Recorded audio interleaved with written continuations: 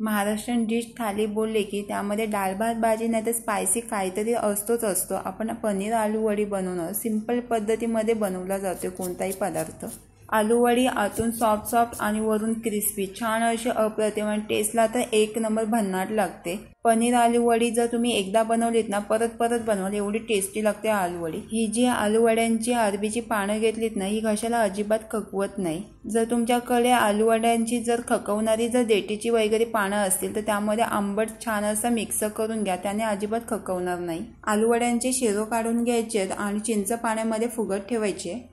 वड्यांमध्ये जर खोबरा जर आवडत नसेल तर तुम्ही स्किपही करू शकता, पण मला खोबरा खूप छान आवडतो म्हणून मी खोबरा मिक्स करून घेते। काळा खोबरा असेल भाजलेला तोही मिक्स करू शकता, नाहीतर व्हाईट जर खोबरा असेल तोही मिक्स करू शकता। खोबरा वगैरे भाजून मी ग्राइंड करून पहिलाच फ्रीजला ठेवलेला असेल, फ्रीजला खूप दिवस स्टोरी राहतोय आणि एनी टाइमला जर आपल्याकडे जर टाइम नसेल तर पटकन मिक्सही करता येते, म्हणून मी पहिलीच तयारी करून ठेवते। एक कांदा मी बारीक चॉप करून घेतला आणि एक कांदा ग्राइंड करण्यासाठी कांदा लसूण मिरची धने खोबरा मी ग्राइंड केलेला असल्यामुळे मी मिक्सरला लावून घेत नाहीये। कढीपत्ता मी या पद्धतीत फ्रीजला ठेवते, खूप दिवस राहते आणि खूप दिवस स्टोरी राहते।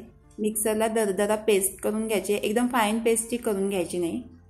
स्टीम न करता आलू वडी जी बनवणार आहे त्याची पहिल्यांदा तयारी करून घेते। दोन प्रकारची आलू वडी बनवणार आहोत, एक स्टीमवाली आलू वडी आणि एक फ्रायवाली आलू वडी। स्टीमवाल्या आलू वडीला जास्त वेळ जातोय आणि फ्रायवाली डायरेक्टली आलू वडीला कमी वेळात पटकन होते आलू वडी। चिंच पाण्यात फुगत ठेवलेल्या चिंचमध्ये गूळ थोडा मिक्स करून पल्प तयार करून घ्यायचा आहे। आलू वडीमध्ये जर गोड असेल ना गूळ नाही तर साखर तर टेस्ट छान येते, म्हणून मी चिंचमध्ये मिक्स करून घेतलाय गूळ। बारीक चॉप केलेला कांदा, आला लसूण मिरची धन्याची पेस्ट जी बनवलेली ते मिक्सरला ती मिक्स करून घ्यायची आणि खोबरा 2-1.5 चमचे। जर तुम्हाला यामध्ये जर कोकोनट जर आवडत नसेल तर तुम्ही स्किपही करू शकता, पण टेस्ट छान येते।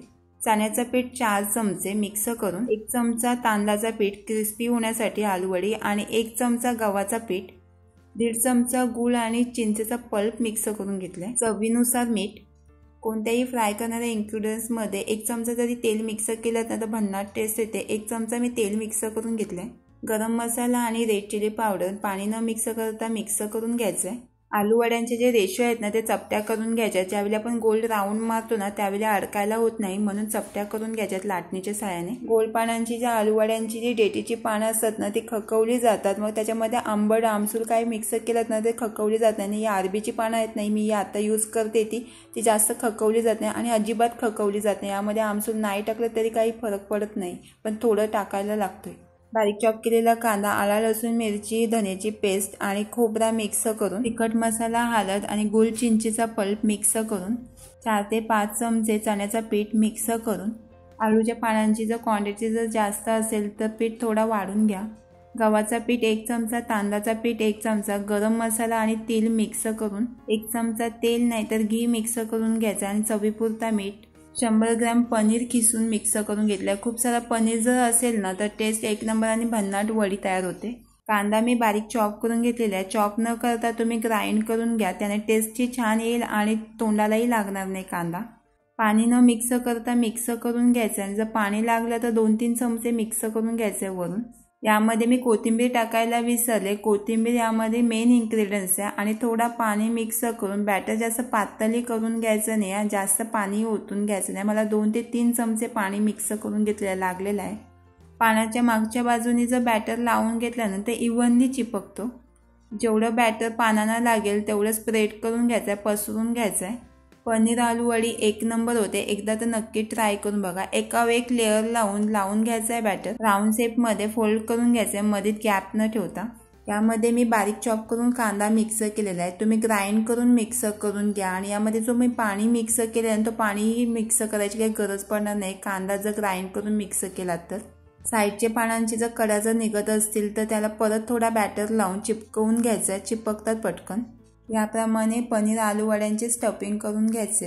एकदा ही आलू वडी बनवाल ना पनीर आलू वडी तर एक नंबर भन्नाट होतात, एकदा नक्की ट्राय करून बघा।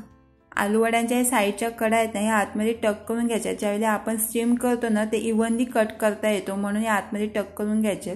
मी प्लेटला ऑइल ग्रीस करून घेतलाय, तुम्ही बटर पेपर नाही तर केलीचा पाणीही लावू शकता, जेणेकरून आलू वडी स्टीम करताना चिपकायला नको म्हणून। आलू वडी स्टीम करून घ्यायची आहे, जास्तही उशीर लागत नाही, 8 ते 10 मिनिटांमध्ये स्टीम होते। आलूवडी स्टीम होतपर्यंत आलूवडी फ्राय करणार आहोत न स्टीम करता. आलूवड्यांचे जेवढे वडे तुम्हाला छोटे मोठे पाहिजे असेल त्याप्रमाणे वडे तयार करून फ्लॅटमध्ये वडे तयार करून घ्यायचे. फ्लॅटमध्ये वडे तयार करून घेतले आणि ते शिजायला पटकन शिजतात म्हणून फ्लॅटमध्ये वडे तयार करून घेतलेत. 5 वडे तयार झालेले आहेत. जास्तही आलूवड्यांची पानं नव्हती माझ्याकडे. आता मीडियम गॅसवर शालो फ्राय करून घ्यायचे, उलटा पालट करून शिजून. गॅस जास्त फास्ट ठेवायची नाही, वरून करपतील ना आतून शिजणार नाहीयेत. वरून थोडे तेलही पसरून घेतलेत गार्निशिंग करून. स्टीम करत ठेवलेले आलूवडे 8 ते 10 मिनिटात खाली ओतून थंड करून घ्यायचे आणि थंड करूनच आलूवडी कट करून घ्यायचे, नाहीतर आलूवडी कट करताना सुरीला चिपकतील. पण मी थोडं गरम गरम असतानाच कट करून घेतलेत. किती छोट्या मोठ्या बारीक पातळ वड्या पाहिजे असतील त्याप्रमाणे कट करून 1 नंबर पनीर आलूवडी तयार झालेली आहे. याप्रमाणे कट करून शालो फ्राय करून घ्यायचे आहेत. तेल गरम करून, तेल एकदमही गरम करून घ्यायचं नाही, 50% तेल गरम करून घ्यायचं आणि शालो फ्राय करून घ्यायचे आहेत. जर शालो फ्राय करताना जास्त तेल गरम असेल तर पटापट करपतील. सकाळच्या नाश्त्याला ब्रेकफास्ट म्हणून चहासोबतही सर्व करू शकता, नाहीतर टिफिनमध्येही सर्व करू शकता. भन्नाट अशा आलूवड्या तयार होतात, पनीर आलूवड्या. ज्यावेळी आलूवडी कट करतात त्यावेळी गार्निशिंग म्हणून तिलही लावू शकतात. तिलाने 1 नंबर टेम्पटिंग दिसतात आलूवड्या. गॅसची फ्लेम स्लो ठेवूनच फ्राय करून घ्यायचे, क्रिस्पी करून घ्यायचे. वरून क्रिस्पी होतात आणि आतून सॉफ्ट आणि चवीला तर 1 नंबर भन्नाट होतात.